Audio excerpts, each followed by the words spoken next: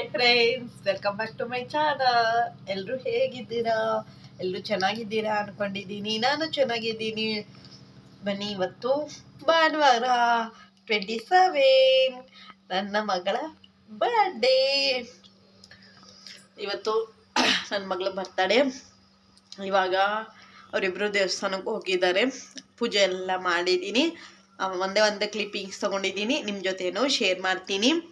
ಹಾಗೆ ಇವತ್ತಿನ ಬ್ಲಾಗ್ ನಿಮಗೆ ಇಷ್ಟ ಆದರೆ ಪ್ಲೀಸ್ ನನ್ನ ಚಾನಲ್ಗೆ ಸಬ್ಸ್ಕ್ರೈಬ್ ಮಾಡ್ಕೊಳ್ಳಿ, ಲೈಕ್ ಮಾಡಿ, ಶೇರ್ ಮಾಡಿ, ಹಾಗೆ ಕಮೆಂಟ್ ಮಾಡಿ, ಸರಿನಾ? ನಿಮ್ಮ ಎಲ್ಲರ ಬ್ಲೆಸ್ಸಿಂಗ್ ನನ್ನ ಮಗಳ ಮೇಲೆ ಯಾವತ್ತೂ ಇರಲಿ ಅಂಥೇಳಿ ಕೇಳ್ಕೊತೀನಿ. ಆಮೇಲೆ ನಾನು ದೇವಸ್ಥಾನಕ್ಕೆ ಹೋಗೋಂಗಿಲ್ಲ ಅಂಥೇಳಿ ದೇವಸ್ಥಾನಕ್ಕೆ ಹೋಗಿಲ್ಲ ಫ್ರೆಂಡ್ಸ್. ಅವರಿಬ್ಬರು ಹೋಗಿದ್ದಾರೆ, ಇವಾಗ ಹೋದರು. ಆಮೇಲೆ ತಿಂಡಿಗೆ ದೋಸೆ ಮಾಡಿದ್ದೀನಿ. ನನ್ನ ಮಗಳಿಗೆ ಇಡ್ಲಿ ಬೇಕಂತೆ, ಹೋಟೆಲಿಂದ ತಗೊಂಬಂದು ತಿಂತಾಳಂತೆ. ಸರಿ ಅಂಥೇಳಿ ಸುಮ್ಮನಿದ್ದೀನಿ. ತಿಂಡಿನೂ ಎಲ್ಲ ಆಯಿತು. ನಾನು ಇವಾಗ ತಿಂದೆ, ದೋಸೆ ಹಾಕ್ಕೊಂಡು ಹೊಟ್ಟೆ ಹಸಿತಾಯಿತ್ತು ಅಂಥೇಳಿ ನಾನು ತಿಂಡಿ ತಿನ್ಕೊಂಡೆ. ಆಲ್ಮೋಸ್ಟ್ ಮನೆ ಕೆಲಸ ಎಲ್ಲ ಆಗಿದೆ, ಪೂಜೆನೂ ಆಗಿದೆ, ಎಲ್ಲನೂ ಆಗಿದೆ. ಪೂಜೆ ಮಾಡಿರೋದು. ಆಮೇಲೆ ನನ್ನ ಚಿಕ್ಕ ಒಂದು ಕ್ಯೂಟ್ ಆಗಿರುವಂತಹ ರಂಗೋಲಿ ಬಿಡಿಸಿದ್ದೀನಿ. ಅದು ಹೋಗಿ ನೋಡ್ಕೊಂಬನ್ನಿ, ಸರಿನಾ? ಅಷ್ಟು ತನಕ ನಾನು ಜಾಮೂನ್ ಮಾಡೋಣ ಅಂದ್ಕೊಂಡು ಎಲ್ಲ ಪ್ರಿಪ್ರೇಷನ್ ಮಾಡ್ಕೊತೀನಿ. ಆಮೇಲೆ ಬ್ಲಾಗ್ ಕಂಟಿನ್ಯೂ ಮಾಡ್ತೀನಿ. ಫ್ರೆಂಡ್ಸ್, ಇದು ನಮ್ಮ ಮನೇಲಿ ಸಿಂಪಲ್ ಆದ ಪೂಜೆ. ನೀವು ನೋಡಿರ್ತೀರ, ನಮ್ಮ ಮನೇಲಿ ಯಾವ ಹಬ್ಬ ಆದ್ರೂ ನಾನು ಒಂದು ಸ್ವಲ್ಪ ಸಿಂಪಲಾಗಿ ಪೂಜೆ ಮಾಡೋಕ್ಕೆ ಇಷ್ಟಪಡುತ್ತೀನಿ. ಅದಕ್ಕೆ ನನಗೆ ಸ್ವಲ್ಪ ಸಿಂಪಲಾಗೆ ಮಾಡ್ತೀನಿ. ನಾನು ತುಂಬ ಗ್ರ್ಯಾಂಡಾಗಿ ಮಾಡೋಕ್ಕೆ ನನಗೆ ಅಷ್ಟೊಂದು ಇಷ್ಟ ಆಗೋದಿಲ್ಲ. ಅದಕ್ಕೆ ಸಿಂಪಲಾಗಿ ಮಾಡ್ತೀನಿ. ಹಾಗೆ ನನ್ನ ಒಂದು ಸಿಂಪಲಾದ ರಂಗೋಲಿ ಹೇಗಿದೆ ಅಂಥೇಳಿ ಕಮೆಂಟ್ ಮಾಡಿ. ಹಾಗೆ ಇವತ್ತಿನ ನನ್ನ ಮಗಳ ಬರ್ಡೇ. ನನ್ನ ಮಗಳ many happy returns of the day. ದೇವರು ನಿನಗೆ ಆಯುಷ್ಯು, ಆರೋಗ್ಯ, ವಿದ್ಯೆ, ಬುದ್ಧಿ ಕೊಟ್ಟು ಕಾಪಾಡಲಿ ಅಂಥೇಳಿ ದೇವ್ರ ಹತ್ರ ನಾನು ಬೇಡ್ಕೋತೀನಿ.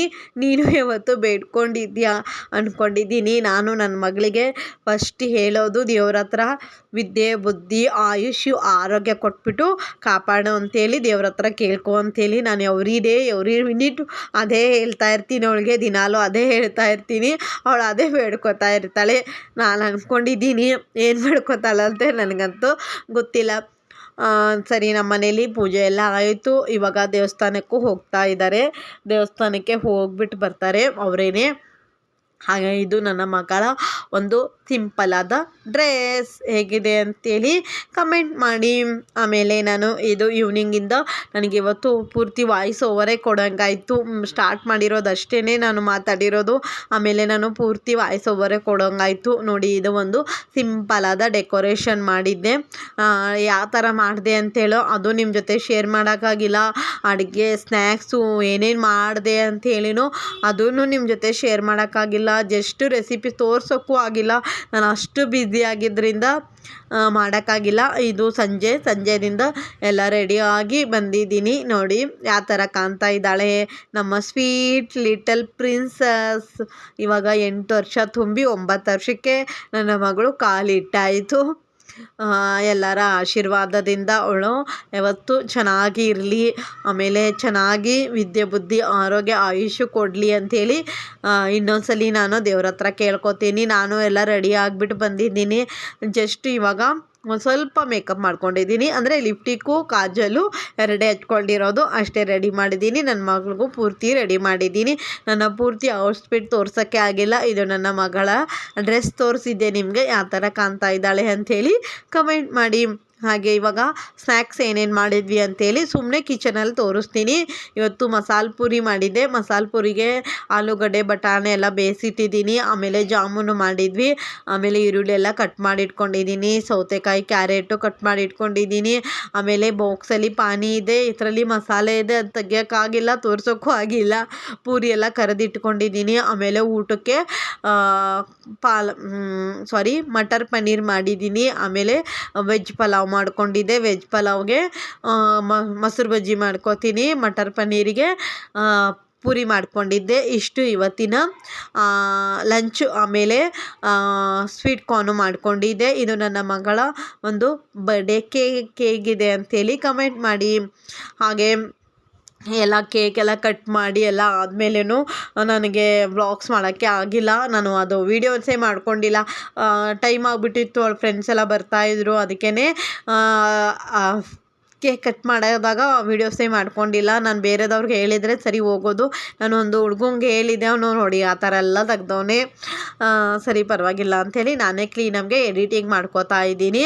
ಇದು ಇನ್ನು ಕೇಕ್ ಕಟ್ ಮಾಡೋ ಮುಂಚೆನೇ ನಾನು ನನ್ನ ಮಗಳಿಗೆ ಮತ್ತು ನನ್ನ ಹಸ್ಬೆಂಡು ಅವಳಿಗೆ ಗಿಫ್ಟ್ ಕೊಟ್ಟಿದ್ವಿ. ಏನು ಕೊಟ್ಟಿದ್ದೀನಿ ಅಂಥೇಳಿ ನಿಮ್ಮ ಜೊತೆನೂ ಶೇರ್ ಮಾಡಿದ್ದೀನಿ. ಹಾಗೆ ಎಲ್ಲ ಕೇಕೆಲ್ಲ ಕಟ್ ಆದಮೇಲೆ ಇವಾಗ ಎಲ್ಲರಿಗೂ ತಿನ್ನಿಸಾದ್ಮೇಲೆ ಲಾಸ್ಟಕ್ಕೆ ನಮಗೆ ತಿನ್ನಿಸಿರೋದಾಯಿತು. ನಾನು ಅಡುಗೆ ಮನೆಯಲ್ಲಿ ಇದ್ದಿದ್ದರಿಂದ ಪಾಪ ತಿನ್ಸೋಕ್ಕಾಗಿಲ್ಲ. ನಾನೇ ಹೇಳಿದ್ದೆ ಬೇರೆದವ್ರಿಗೆಲ್ಲ ತಿನ್ನಿಸು, ಲಾಸ್ಟಿಗೆ ತಿನ್ನಿಸ್ತೀಯ ಅಂತ ಹೇಳಿದ್ದೆ. ಸರಿ ಅಂಥೇಳಿ ಅವಳು ತಿನ್ನಿಸ್ತಾ ಇದ್ಲು. ಹೆಂಗಾದ್ರೂ ಆಗಲಿ ಒಟ್ಟು ಚೆನ್ನಾಗಾಯ್ತಾ. ಅವಳಿಗಂತೂ ಫುಲ್ ಖುಷಿಯಾಗೋಯ್ತು. ಅವಳಿಗೆ ಬಲೂನ್ ಡೆಕೋರೇಷನ್ ಮಾಡಬೇಕು ಅಂತ ತುಂಬ ಇತ್ತು. ನಾನು ಬೇರೆ ಥರ ಯು ಶೇಪಲ್ಲಿ ಮಾಡೋಣ ಅಂದ್ಕೊಂಡೆ. ಪಿಂಕ್ ಕಲರ್ ಬಲೂನು ತುಂಬ ವೇಸ್ಟ್ ಆಗಿದ್ದರಿಂದ ಅದೆಷ್ಟಾಗುತ್ತೆ ಅಷ್ಟೇ ಮಾಡಿ ಖುಷಿಪಟ್ಲು ಅಷ್ಟೇ. ಇವಾಗ ನಾನು ಒಂದು ನನ್ನ ಮಗಳ ಬರ್ತಾಗೋವಾಗ, ನಾನು ಪ್ರೆಗ್ನೆಂಟ್ ಆಗೋವಾಗ 8 ವರ್ಷದ ಹಿಂದೆ ಯಾವ ಥರ ಇತ್ತು ಅಂಥೇಳಿ ಒಂದೇ ಒಂದು ಕ್ಲಿಪ್ಪಿಂಗ್ಸು, ಅಂದರೆ ಕ್ಲಿಪ್ಪಿಂಗ್ಸ್ ಅನ್ನುತ್ತಾ ನಿಮ್ಮ ಜೊತೆ ಶೇರ್ ಮಾಡೋಣ ಅಂದ್ಕೊಂಡಿದ್ದೀನಿ. ಏನು ಅಂದರೆ ನಾನು ಅವಳಿಗೆ 5 ಮಂತ್ ಪ್ರೆಗ್ನೆಂಟಲ್ಲಿದ್ದೆ. ಆವಾಗ ನಮ್ಮಪ್ಪ ನಾನು ಬೆಂಗಳೂರಲ್ಲಿದ್ದಾಗ ನನಗೆ ಸಖತ್ ವಾಮಿಟ್ ಆಗ್ತಾಯಿತ್ತು. ಹಂಗಾಗಿ ನಾನು ನಮ್ಮ ತವ್ರ ಮನೆ ಬಂದುಬಿಟ್ಟು ಬೆಳಗಾಮಿಗೆ ಹೋಗಿ ನಾನು 5 ಮಂತ್ಗೆ ಹೋಗಿದ್ದೆ. ಸ್ವಲ್ಪ ವಾಮಿಟ್ ಕಡಿಮೆ ಆದಮೇಲೆ ಬರೋಣ ಅಂದ್ಕೊಂಡು ನಾನು ನನ್ನ ಹಸ್ಬೆಂಡ್ ಇಬ್ಬರೇ ಇರೋದ್ರಿಂದ ನನಗೆ ನೋಡ್ಕೊಳಕ್ಕಾಗ್ತಾ ಇದಕ್ಕೆಲ್ಲ ಆಫೀಸ್ಗೆ ಹೋಗ್ತಾಯಿದ್ರು ಅಂಥೇಳಿ ಸ್ವಲ್ಪ ಕಷ್ಟ ಆಗೋದ್ರಿಂದ ಅವರು ಹೋಗಿ ಕರ್ಕೊಂಡು ಹೋಗಿದ್ದು. ನಮ್ಮ ಡ್ಯಾಡಿ ಕರ್ಕೊಂಬೋದ್ರು. ನಾನು ಹೋಗಿ ಒಂದು 15 ಡೇಸ್ಗೆ ನಮ್ಮ ಡ್ಯಾಡಿ ಡೆಡ್ ಆದ್ಬಿಟ್ಟು ತೀರ್ಕೊಂಡ್ರು. ಹಾರ್ಟ್ ಅಟ್ಯಾಕ್ ಆಯಿತು. ಫಸ್ಟೇ ಸಲ ಹಾರ್ಟ್ ಅಟ್ಯಾಕ್ ಆಗಿದ್ದಾಗ ತೀರ್ಕೊಂಡ್ಬಿಟ್ರು. ತೀರ್ಕೊಂಡ್ಮೇಲೆ ನನಗೆ ತುಂಬ ಕಷ್ಟ ಆಗೋಯಿತು. ಅಂದರೆ ನಾನು ನಮ್ಮ ಅಪ್ಪನ ಮೇಲೆ ತುಂಬಾ ಡಿಪೆಂಡ್ ಆಗಿದ್ದೆ. ತುಂಬಾ ನನಗೆ ನಮ್ಮಪ್ಪ ಅಂದರೆ ಸಖತ್ ಇಷ್ಟ. ಅದಕ್ಕೇ ನನ್ನ ಮಗಳಿಗೆ ಯಾವತ್ತೂ ಅವ್ರ ಅಪ್ಪಂದೇ ಇರಬೇಕು. ಅವರಪ್ಪ ಜೊತೆ ಯಾವ ಥರ ನಾನಿದ್ದೆ ನನಗಿಂತ ಡಬ್ಬಲಾಗಿ ಅವ್ರು ಇರಬೇಕು ಅಂತೆಲ್ಲ ತುಂಬ ಆಸೆ ಪಡ್ತೀನಿ. ಅದಕ್ಕೆ ನನಗೆ ಅವ್ರಿಗೆ ಅಟ್ಯಾಚ್ಮೆಂಟ್ ಯಾವತ್ತೂ ಇರಲಿ ಅಂಥೇಳಿ ನಾನು ಆ ದೇವ್ರ ಹತ್ರ ಬೇಡ್ಕೋತಾ ಇರ್ತೀನಿ. ನಾನು ಸಾರಿ ಏನೇನೋ ಹೇಳಿಬಿಟ್ಟೆ. ನನಗೆ ನಮ್ಮ ಅಪ್ಪಂಗೆ ಇವಾಗಲೇ ನೆನೆಸ್ಕೊಂಡ್ರೂ ಒಂದು ಸ್ವಲ್ಪ ಅಳು ಬರುತ್ತೆ. ಅದಕ್ಕೆ ನಾನು ವಾಯ್ಸ್ ಕಟ್ ಮಾಡಿಬಿಟ್ಟು ಮತ್ತೆ ಎಡಿಟಿಂಗ್ ಮಾಡ್ತಾಯಿದ್ದೀನಿ. ಆವಾಗ ನನಗೆ ಸ್ವಲ್ಪ ಪ್ರಾಬ್ಲಮ್ ಆಯಿತು. ನಮ್ಮ ಮನೆಯಲ್ಲಿ ದುಡಿಯೋರು ಯಾರೂ ಇದ್ದಕ್ಕಿಲ್ಲ. ನಮ್ಮ ಅಣ್ಣ ಇನ್ನು ಕೆಲ್ಸಕ್ಕೆ ಹೋಗ್ತಾ ಇದ್ದಕ್ಕಿಲ್ಲ. ಅವನು ನನಗೆ ಕಳಿಸ್ತಾನೂ ಇದ್ದಕ್ಕಿಲ್ಲ. ನಮ್ಮ ಅಪ್ಪ ಕರ್ಕೊಂಬಂದರು. ಅದಕ್ಕೆ ನೀನು ಯಾಕೆ ಹೋಗ್ತೀಯಾ ಅಂತ ಕಳಿಸ್ತಾ ಇದ್ದಕ್ಕಿಲ್ಲ. ನನ್ನ ಹಸ್ಬೆಂಡ್ಗೂ ಇಲ್ಲಿ ನಾನು ಒಬ್ಬಳೇ ಇದ್ದಾಗ, ಅಂದರೆ ಫಸ್ಟ್ ಪ್ರೆಗ್ನೆನ್ಸಿ ಆಗೋದ್ರಿಂದ 7th ಮಂತಿಗೆ ಡೆಲಿವರಿ ಆಗೋ ಚಾನ್ಸಸ್ ಇರುತ್ತೆ. ಬೇಡ ಅದು ಇದು ಅಂದ್ಕೊಂಡು ಕಳಿಸ್ತಿಲ್ಲ. ತುಂಬ ಕಷ್ಟ ಆಯಿತು ನನಗೆ. ಆಮೇಲೆ 7th ಮಂತ್ ಹೋಯ್ತು. 8th ಮಂತಿಗೆ ನನಗೆ BP ಬಂದುಬಿಡ್ತು. ನನ್ನ ಮಗಳು ಪ್ರೆಗ್ನೆಂಟಲ್ಲಿ ನನಗೆ ಜನ ಎಲ್ಲ ಏನೇನೋ ಅನ್ನೋರು. ನಾನು ಪ್ರೆಗ್ನೆಂಟ್ ಇದ್ದೀನಿ ಅಂತ ಹೇಳಿನೇ ನಮ್ಮಪ್ಪ ತೀರ್ಕೊಂಡ್ರು ಆ ಥರ ಎಲ್ಲ ಅನ್ನೋರು. ಅದಕ್ಕೆ ಒಂದು ಸ್ವಲ್ಪ ಹರ್ಟ್ ಆಗಿಬಿಟ್ಟಿತ್ತು. ತುಂಬ ಬೇಜಾರಾಗಿತ್ತು. ಆ ಥರ ಎಲ್ಲ ಥಿಂಕ್ ಮಾಡ್ತಾ ಇರ್ತೀನಿ. ನನ್ನ ಮಗಳು 1 ವರ್ಷದ ಬರ್ಡೇ ಬಂತು ಅಂದರೆ 1-2 ತಿಂಗಳ ಹಿಂದೆಯೇ ನನಗೆ ಈ ಥರ ಆಯ್ತಲ್ಲ ಆ ಥರ ಆಯ್ತಲ್ಲ ಅಂಥೇಳಿ ಎಲ್ಲ ಯೋಚನೆ ಮಾಡ್ತಾ ಇರ್ತೀನಿ. ಸರಿ ಅವಳು ಹುಟ್ಟಿದ ಮೇಲೆ ಒಂದು ಸ್ವಲ್ಪ ಮನೆಯಲ್ಲಿ ಸ್ವಲ್ಪ ಸುಧಾರಿಸ್ತು. ಆಮೇಲೆ ಎಲ್ಲ ಒಂದು ಸ್ವಲ್ಪ ಬ್ಯಾಡ್ ಇತ್ತಲ್ವ, ಅದೆಲ್ಲ ಸ್ವಲ್ಪ ಕಡಿಮೆ ಆಗಿ, ಆಮೇಲೆ ಸ್ವಲ್ಪ ಸ್ವೀಟಾಗಿ ನಮ್ಮ ಮನೇಲಿ ನಮ್ಮಪ್ಪ ನನ್ನ ಮಗಳೇ ಹುಟ್ಟು ಬಂದಳು ಅಂಥೇಳಿ ಖುಷಿ ಆಯಿತು. ನಮ್ಮಪ್ಪಂಗೆ ಮಗಳಾಗಬೇಕಾಗಿತ್ತು ನನಗೆ, ಅವಳೇ ಹುಟ್ಟು ಬಂದಳು ಅಂಥೇಳಿ ನಮ್ಮ ಮನೇಲಿ ಫುಲ್ಲು ತುಂಬ ಖುಷಿ ಆಯಿತು. ಇವಳೇನೆ ನಮ್ಮ ಮನೇಲಿ ದೊಡ್ಡ ಮೊಮ್ಮಗಳು. ಅದಕ್ಕೇ ಸ್ವಲ್ಪ ಜಾಸ್ತಿ ನಮ್ಮ ಮನೇಲಿ ಲವ್ ಇದೆ. ಅವಳಿಗೆ ಸ್ವಲ್ಪ ಪ್ರೀತಿ ಜಾಸ್ತಿ ಇದೆ, ಒಪ್ಕೋತೀನಿ. ನಮ್ಮ ಅಮ್ಮನ ಮೇಲೆ ನಮ್ಮ ದೊಡ್ಡ ಮಾಮ ಚಿಕ್ಕ ಮಾಮ ಸ್ವಲ್ಪ ಪ್ರೀತಿ ಜಾಸ್ತಿ ಇರುತ್ತೆ ಅಷ್ಟೇ. ಎಲ್ಲನೂ ಆಮೇಲೆ ಡೆಲಿವರಿ ಆಯಿತು. ನಾನು ಬಂದೆ, ಚೆನ್ನಾಗಾಯಿತು. ಆಮೇಲೆ ಅವರು ಖುಷಿಯಾಗಿದ್ದರು. ನನ್ನ ಮಗಳು ತುಂಬ ಖುಷಿ ಆಯಿತು.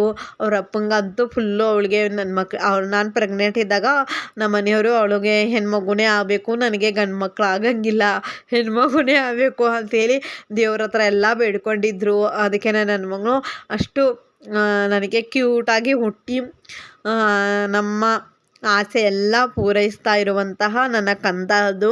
ತುಂಬ ಶಕ್ತಿ ಕೊಡ್ತಾಳೆ ನನ್ನ ಮಗಳು. ನೋಡೋಕ್ಕೆ ಮಾತ್ರ ಆ ಥರ ಇದ್ದಾಳೆ, ಅಂದರೆ ಒರಟಾಗಿಲ್ಲ ಅವಳು, ತುಂಬ ಸಾಫ್ಟಾಗಿದ್ದಾಳೆ. ನಾನು ಜಾಸ್ತಿ ವೀಡಿಯೋಸ್ ಎಲ್ಲ ಮಾಡಬೇಕು ಅಂದರೆ ಅವಳು ನನಗೆ ಪೂರ್ತಿ ಸಪೋರ್ಟ್ ಮಾಡ್ತಾಳೆ. ಮಮ್ಮಿ ನೀನು ಆ ಥರ ಮಾಡು, ಈ ಥರ ಮಾಡು ಅಂತಾಳೆ.